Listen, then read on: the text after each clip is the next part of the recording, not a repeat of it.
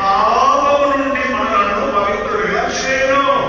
ప్రతి పాపం అన్న విషయంలో గతంలో చేసినవి, ఇప్పుడు చేసినవి, మన పితరులలో చేసినవి, మన యొక్క శోధన సమయాల్లో వెళ్ళినవి, ప్రతి పాపము తెలిసి చేసినవి, తెలియని చేసినవి, ప్రతి పాపము వేస్తాడు.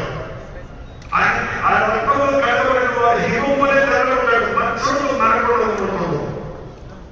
సంఘాన్ని దేవుడు ఎలా చేయాలని తన ప్రశస్తమైన రక్తాన్ని చిందించాడు.